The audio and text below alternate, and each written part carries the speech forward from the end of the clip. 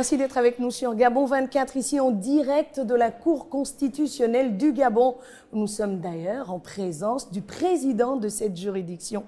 Merci Madame le Président de nous accueillir ici à la Cour constitutionnelle du Gabon pour la première rencontre des femmes africaines juges. Une rencontre qui fait corps finalement depuis quelques jours au Gabon. Alors si vous reveniez déjà sur comment on en arrive à cette organisation. En fait, la conférence des juridictions constitutionnelles africaines, à l'occasion de notre dernière rencontre au Maroc, avait estimé qu'il fallait, dans un premier temps, réunir quelques juges à Libreville afin de réfléchir sur l'opportunité de mettre en place un réseau des femmes juges. Pas seulement des femmes juges constitutionnelles, mais des femmes tout simplement juges, lesquelles pourraient dans ce cadre-là, donc de ce réseau, examiner la question de l'évolution des droits de la femme sous l'angle du juge. Ce sont des juges, et vous savez qu'il y a plusieurs associations féminines qui en longueur de journée, sens, justement, réfléchissent sur les droits de la femme. Mais le juge qui a pour rôle, au finish, de appliquer les lois, si elles sont adoptées, les appliquer, les faire respecter à travers les décisions qu'ils ont rendues.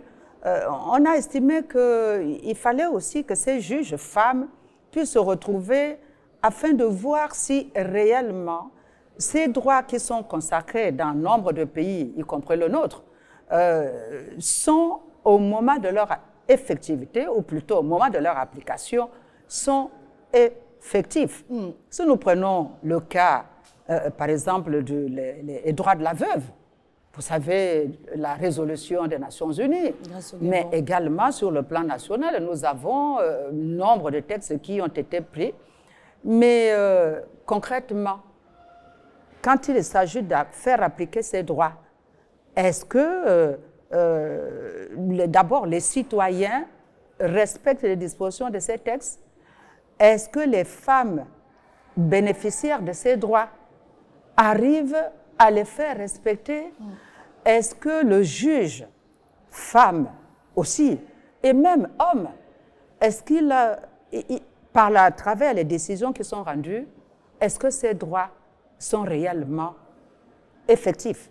Est-ce que ces droits sont réellement appliqués, respectés? Donc, nous nous retrouvons là, les femmes juges de tout ordre de juridiction, hein, parce que là, vous avez les juges constitutionnels, vous avez aussi les juges qui interviennent dans le domaine pénal, dans le domaine civil. Et à l'issue de notre rencontre, nous allons certainement créer ce réseau-là. Il y a bien d'autres réseaux. Il y a le réseau des femmes juristes.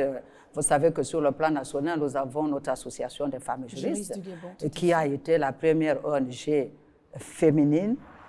Et c'est à partir de cette association de femmes juristes que sont nées toutes ces associations qui aujourd'hui, justement, font entendre la voix de la femme afin d'obtenir justement ce que nous applaudissons aujourd'hui, c'est-à-dire cette évolution des droits de la femme qui sont aujourd'hui consignés dans les lois. Dans les textes. Voilà. Merci beaucoup, Madame le Président. Je rappelle que je suis en compagnie du docteur Marie-Madeleine Boranso, président de la Cour constitutionnelle du Gabon. Et avec elle, nous abordons cette question de la première rencontre des femmes juristes africaines. Alors, au-delà du choix de ces personnalités qui sont à Libreville, qui séjournent actuellement à Libreville dans le cadre de cette initiative dont vous êtes l'une des pièces maîtresses, au-delà de toutes ces choses, pourquoi avoir dissocié les hommes des femmes? Est-ce à dire que les femmes ne sont pas, elles sont sous-représentées au niveau de la magistrature en Afrique? Dans certains pays africains, oui. Mais comme je le dis, pour l'heure, nous avons dissocié parce que nous pensons que la femme juge, on ne dira pas, je ne veux pas dire qu'elle est la seule à appliquer les textes au quotidien à travers la jurisprudence des juridictions. Mais le regard de la femme juge aussi par rapport à l'évolution des droits réels, aujourd'hui définis dans un ensemble de textes. Nous avons pensé que ce regard est un peu particulier. Vous connaissez la femme, elle est mère, elle a quand même une certaine sensibilité. Et donc nous voulons, nous espérons d'ailleurs, voir un peu l'analyse qui va être faite à Libreville de ces questions de l'évolution des droits de la femme à travers le continent africain. Essayer de voir cela sous un angle qui est particulier. On va aller un peu dans les détails. On va certainement faire aussi appel à notre sensibilité féminine. Et puis après, comme vous le savez, le droit, il est appliqué, par le juge homme, par le juge femme. Mais donc au moment de l'application, c'est sûr que les juges hommes et les juges femmes vont l'appliquer. Tout simplement. Mais au-delà de ça, en quoi la représentativité des femmes sur le plan juridique changera la donne ou va transcender les limites de l'inégalité? Là est la question. Nous pensons, en tout cas, vous l'avez suivi certainement, à travers les présentations de nos collègues venus d'ailleurs, parce que, en tout cas, c'est une rencontre qui a vu du monde. Hein. Beaucoup de expériences partagées ont répondu favorablement à l'invitation de la conférence des juridictions constitutionnelles africaines. Qu'est-ce qui va changer?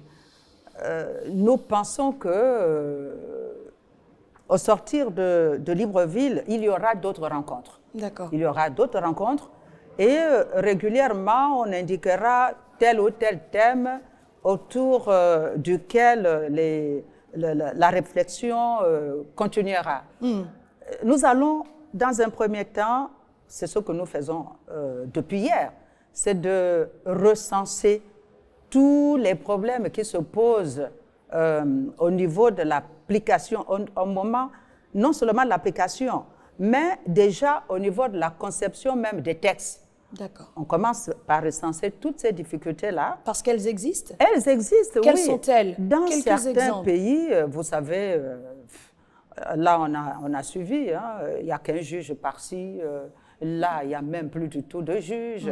Donc les problèmes sont réels.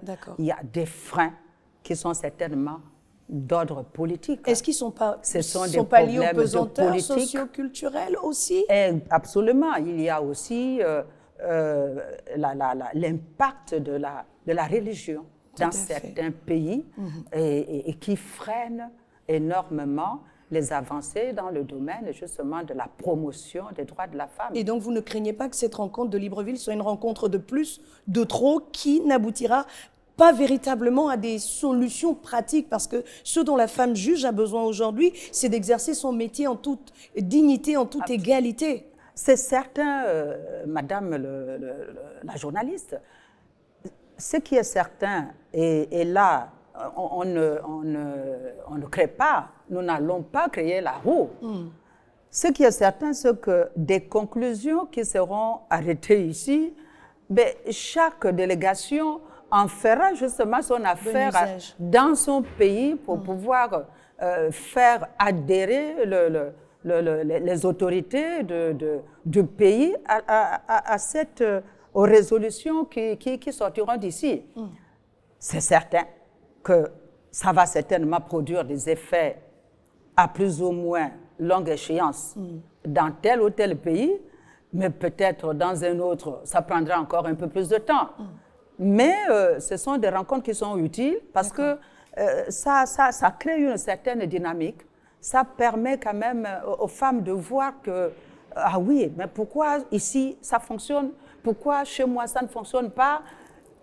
Mais nous sommes conscients de ce que, bon, ça ne sera jamais appliqué de la même manière dans partout. tous les pays. D'accord. Voilà. Mais comment on dissocie? Alors là, la grande question qui se pose au niveau de la justice africaine, c'est la question de l'indépendance de celle-ci. Oui. Est-ce que la justice africaine, Madame le Président de la Cour constitutionnelle du Gabon, est-ce que cette justice est indépendante? Quand on sait que pour accéder à de hautes fonctions de l'État, à de hautes fonctions de la magistrature, il faut passer par nomination.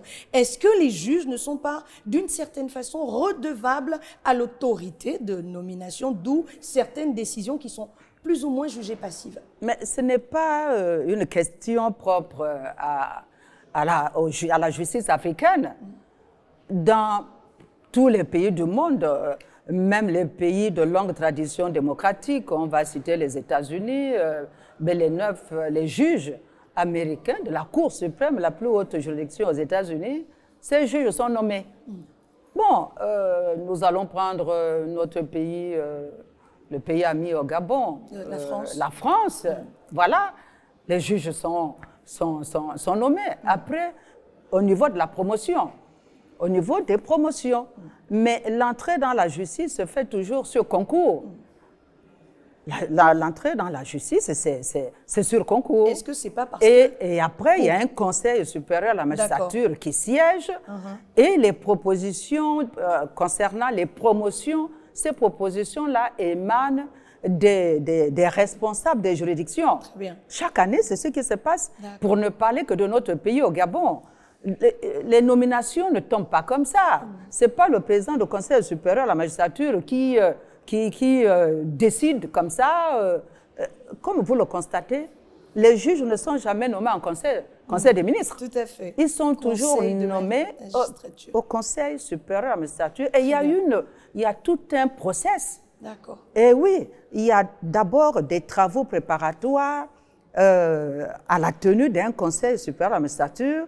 Et ce sont les différents chefs de juridiction qui font des propositions au Conseil supérieur à la magistrature, proposition de promotion de tel et tel, en fonction justement de ses capacités, en fonction de l'apport de chaque juge au niveau de son travail. Donc, le problème de la nomination ne se pose pas en tant que tel. Pourquoi? Parce qu'une fois vous êtes intégré magistrat, une fois le Conseil supérieur à la magistrature vous a confié telle ou telle mission, mais vous appliquez quoi?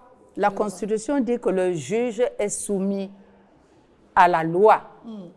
En fait, l'autorité du juge, c'est la loi. D'accord. C'est la loi qui... l'autorité de nomination. Ce n'est pas l'autorité de nomination. L'autorité du juge, c'est la loi. Très bien. Le juge est là pour appliquer les dispositions de la loi qui est d'ordre général.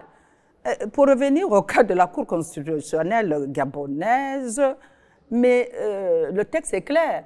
Une fois les membres de la Cour sont nommés, ils ne dépendent d'aucune autre autorité. D'accord. C'est ça. Donc, l'autorité effective d'un juge, ben, c'est sa soumission aux dispositions légales. Oui, d'accord. Et nous en sommes donc contents. Oui, nous sommes contents de l'apprendre. Sauf qu'il y a la politique. Ah ben oui. Une main de fer dans un gant de velours, Madame le Président. Comment la justice africaine ou le juge africain se départira-t-il de cette politique qui a pignon sur rue véritablement en Afrique? Alors, je vous dirais, Madame, que la politique, si cela se fait, ce n'est pas seulement sur le continent africain. Oui, même sous d'autres cieux. Mais est-ce que c'est pas l'un les des politiques freins vont toujours penser que si le juge a tranché dans tel sens, c'est parce que justement, il est soumis à l'autorité de ceux qui se trouvent à tel ou tel niveau. Récemment encore, je n'ai pas besoin de citer, mais ça fait même pas une semaine ou deux que quelque part, on a suivi à la télévision tous combien de fois, bon, il y a des citoyens d'un pays qui est en train justement de traiter nos collègues quelque part, hein, des juges soumis à telle ou telle autorité, à tel ou tel pouvoir. Donc c'est pour vous dire que ce n'est pas vrai. Les présomptions justement de soumission ou de dépendance des juges à l'autorité du pouvoir en place Mais sous tous les cieux. D'accord. Nous disons que ce n'est pas vrai, mais les politiques, ils ont beau rôle de parler. La différence entre le politique et le juge, c'est que le juge ne parle pas. Donc, lorsque les politiques disent ce qu'ils ont à dire, mais nous ne sommes pas là pour les contredire. Pour dire non, ce que vous dites c'est faux, allez, voilà, parce on va que établir. Le juge ne parle pas, il a un droit de réserve. Et il a ce droit de réserve qui, malheureusement, fait en sorte que les politiques diffusent des informations qui sont parfois totalement erronées. Voilà, c'est dit.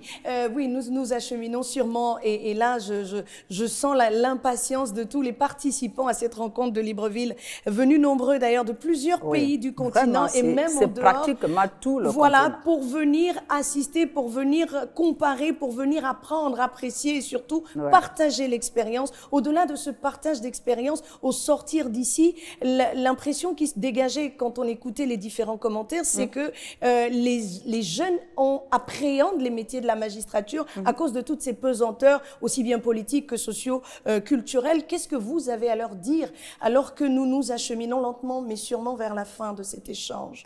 Alors aux jeunes, pour ne parler que des jeunes filles gabonaises, dont vous êtes un exemple, on l'a souvent entendu. Elles n'ont rien à craindre.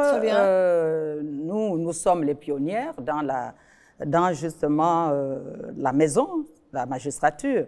Et l'association des femmes juristes que nous avons d'ailleurs mise en place et qui a toujours œuvré pour la promotion des femmes dans tous les domaines et en particulier au niveau de la magistrature, elle va être redynamisée et on va remettre en place justement le bureau permanent comme cela se faisait il y a quelques années, afin que justement cette association de femmes juristes puisse encadrer ces jeunes.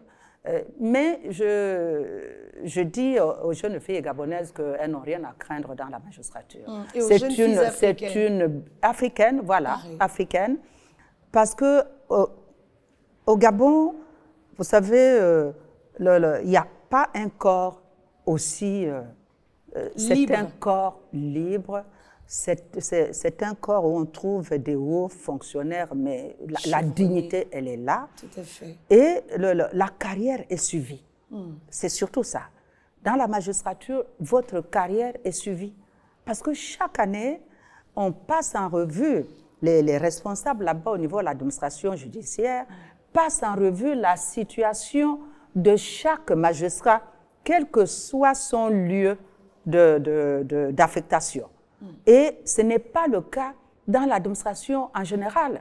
Donc, on n'oublie personne. Voilà. La magistrature n'oublie personne. C'est une carrière suivie. C'est une carrière suivie. Je m'en voudrais de refermer ce plateau digne. Sans vous demander de nous présenter ce joyau qui nous accueille pour cette émission, parce qu'on a entendu dans la salle, au cours des échanges, que les gens étaient émerveillés par le bâtiment, mais au-delà du bâtiment, des symboles qui s'y trouvent. Présentez-nous le bâtiment en quelques mots et surtout, depuis quand il existe, qu'est-ce qu'on y trouve, qui l'a réalisé, parce que au passage, je vous rappelle, Madame, Monsieur, que Madame, le président de la Cour constitutionnelle du Gabon, était au début de la Constitution, a écrit, était parmi les personnes qui ont rédigé la Constitution du Gabon, et c'est peu de le dire. Elle en a des histoires sur la Constitution, mais ce sera peut-être l'objet d'une autre émission, le temps peut-être de nous présenter ce joyau qui nous accueille. C'est le palais de la Constitution, tout simplement parce que la Constitution étant la colonne vertébrale d'une république, donc la République gabonaise, et il fallait matérialiser l'importance de la Constitution par quelque chose de physique, de visible. Et c'est cela, c'est ça le palais de la Constitution. Comme vous le constatez, tout est symbole ici. Hein. Vous voyez, c'est la balance qui représente justement la justice. Et là, vous avez la fresque qui est là, qui a plus de 11 mètres de hauteur. Elle contient tout ce qui est élément du pouvoir traditionnel, mais également le pouvoir dans le contexte qui est maintenant le nôtre. Quel rapport entre la tradition et le pouvoir? Mais c'est parce qu'il y a eu une continuité, même à l'époque de nos parents, arrière, voilà, il y avait toujours un corps de garde qui était là. À longueur de journée, on trouvait des responsables qui réglaient les problèmes de la cité pour une harmonie dans la cité. Donc vous avez tous ces symboles qui sont ici, matérialisés, chasse, mouche, etc., etc. Et vous avez les neuf colonnes à gauche et à droite à l'entrée qui représentent les 9 provinces de notre pays, qui représentent également les 9 juges constitutionnels. En tout cas, ici, on vous remettra le petit livret qui explique justement tous les symboles que vous trouvez ici qui représentent la justice au niveau constitutionnel. Madame le Président, nous sommes arrivés au terme de cet échange. Ici, en direct de la Cour constitutionnelle du Gabon, véritable joyau architectural rempli de symboles. Et vous l'avez suivi avec Madame le Président de la Cour. Nous sommes arrivés au terme de cet échange, mais également au terme de cette participation de plusieurs femmes juges venues de plusieurs pays du continent africain pour régler la question de la représentativité. Alors, qu'est-ce qu'on retient au sortir de cet échange, au sortir de cette rencontre de Libreville? Sortir de cette rencontre, nous retenons que dorénavant, il y aura un réseau des femmes juges et qui apporteront leurs réflexions sur la manière, le regard particulier des femmes juges par rapport à l'évolution de la situation de la femme en général et surtout de l'application des textes qui définissent les droits fondamentaux de la personne en général et la personne de la femme en particulier. C'est ce qui va être fait au sortir des journées justement de Libreville. Merci beaucoup, Docteur Marie-Madeleine Boranso. Je rappelle à ceux qui nous prennent juste à l'instant que nous étions en compagnie du président de Madame le Président de la Cour constitutionnelle du Gabon qui nous a fait un peu le point de cette rencontre de Libreville, rencontre qui s'est tenue du 3 au 6 mai ici dans la capitale gabonaise et qui tournait autour de la représentation des femmes africaines dans les métiers juridiques, mais surtout c'était la première rencontre des femmes africaines juges et elles étaient en nombre ici à Libreville pour traiter des questions qui sont les leurs et trouver des solutions pour l'épanouissement dans leur métier. Merci Madame le Président d'avoir été avec nous et à vous de nous avoir suivis ici en direct de la Constitution, oui, de la mère de la Constitution, du palais de la Constitution. Je persiste à dire qu'il s'agit du corps de garde de la Constitution pour paraphraser Madame le Président. Merci de nous avoir suivis et surtout restez sur Gabon 24 car nos programmes, eux, se poursuivent.